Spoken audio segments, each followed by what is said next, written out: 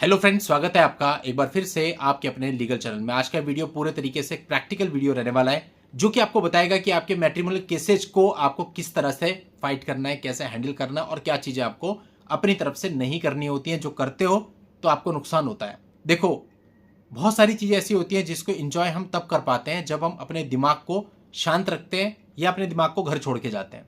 For example, ऐसी बहुत सारी मूवीज आती हैं, कॉमेडी मूवीज होती हैं जिनका सर होता है ना पैर होता है, लेकिन जब आप देखते हो तो आप बड़ा इंजॉय करते हो, बड़ा हंसते हो। लेकिन अगर आप वहां पर अपना दिमाग यूज करने बैठ जाएं, ये कैसे हुआ, इसके पीछे क्या लॉजिक है, तो आप उस मूवी को इंजॉय नहीं कर पाएंगे। ऐसी तमाम मूवीज आती हैं जो हमने बचपन से देखी और हमें आज भी उन्हें बहुत इंजॉय करते हैं, लेकिन उसके पीछे कोई लॉजिक नहीं है, कोई तर्क नहीं है। और जब भी हम कोई कॉमेडी मूवी देखने हॉल में भी जाते हैं तो हमारा यही रहता है कि भैया दिमाग को घर पे छोड़ करके जाओ, तभी आप इंजॉय कर पाओगे। अब ये जो मैट्रिमोनियल विवाद है, यहां पर भी कुछ ऐसा ही होता है। देखिए, आप में से बहुत सारे लोग होंगे जो मुझसे कई ज्यादा पढ़े लिखे होंगे, जिनका पढ़ाई लिखाई का, एजुकेशन का जो स्टेटस है वो बहुत हाई होगा। लेकिन ये जो फील्ड है मैट्रिमोनियल का, जब आप इन विवादों में फंस जाते हैं, पत्नी आपके ऊपर केस कर देती है, यह आपके लिए बिल्कुल नया फील्ड होता है। अब जो हमारे क्लाइंट्स होते हैं उनमें देखो, आप हर तरह का बंदा होता है। प्राइवेट नौकरी वाला होता है, सरकारी नौकरी वाला होता है, अफसर होता है, आर्मी वाले हमारे क्लाइंट रह चुके हैं, इवन आईएएस ऑफिसर तक हमारे क्लाइंट्स हैं जिनके ऊपर ये मामले चल रहे हैं।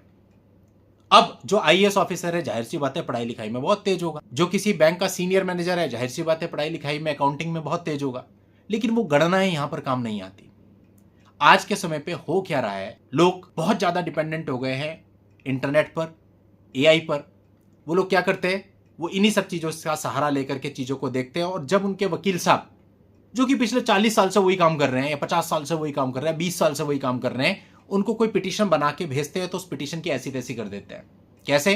वो अपने सजेशन देते हैं। देखो, एक तो होता है फैक्ट्स में चेंज, वो तो ठीक है, क्योंकि फैक्ट्स आपसे अच्छे कोई नहीं जानता। आप बता सकते हैं सर इसमें ये फैक्ट नहीं आया या ये फैक्ट आपने गलत लिख दिया, दैट इज डिफरेंट थिंग। लेकिन लोग क्या कर रहे हैं कि वकील साहब ने कोई पैराग्राफ लिखा, लीगल पैरा, उसके बदले बोलते हैं ना ये लीगल पैरा ऐसे नहीं आएगा, ये ऐसे आएगा। अब वो देखा कहां से उन्होंने, वो एआई से देख लिया या किसी फॉर्मेट से उठा लिया। अब वो कह रहे हैं ऐसा आएगा। उनको नहीं समझ है कहां पे कैसा चलता है, और ऐसा कर करके जो अच्छी खासी पिटीशंस होती हैं उसकी भी रेड मार देते हैं।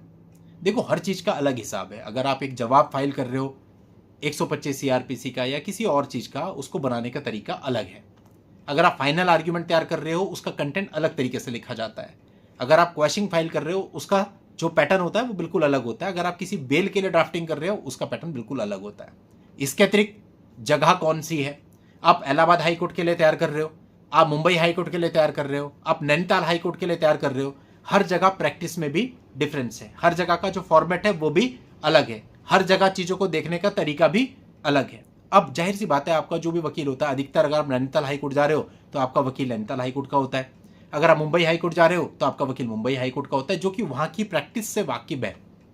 उसको पता है कि यहाँ पे किस तरीके से लिखा जाता है, या क्या पैटर्न चलता है, यहाँ सिनॉप्सिस लिखा जाता है या नहीं लिखा जाता, यहाँ डेट ऑफ इवेंट्स किस प्रकार से दिखाए जाते हैं। हर जगह का फॉर्मेट अलग है।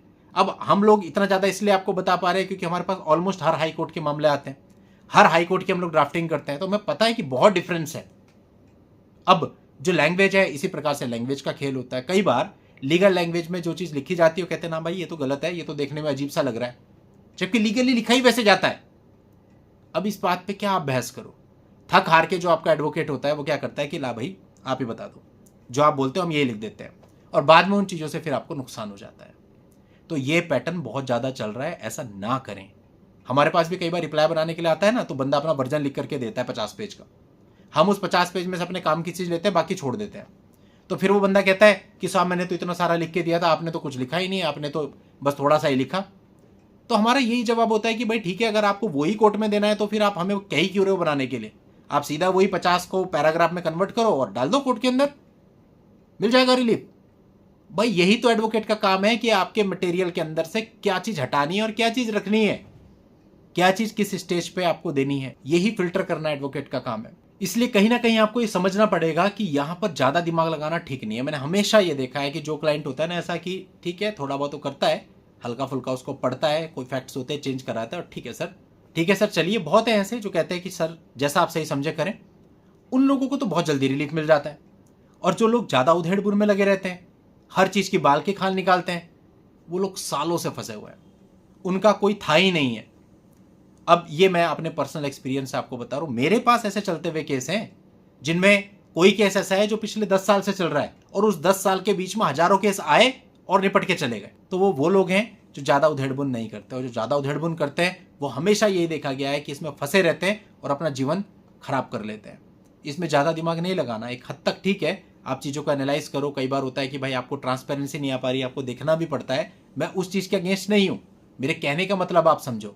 आप केवल और केवल अपने किताबी ज्ञान या फिर इंटरनेट के ज्ञान से अपनी किसी भी ड्राफ्टिंग को खराब मत करिए, क्योंकि आपका जो पूरा मुकदमा होता है ना, वो आपकी ड्राफ्टिंग पर ही डिपेंड करता है।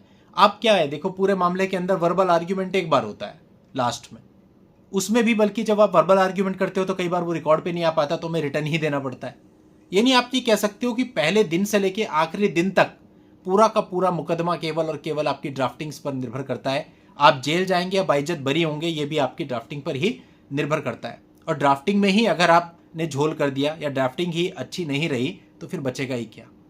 इसलिए बहुत सोच समझ के अपनी ड्राफ्टिंग बनाइए और लीगली जैसी प्रैक्टिस जहां की हो वहां पर उसको वैसे ही रहने दीजिए, तो आपको फायदा मिलेगा।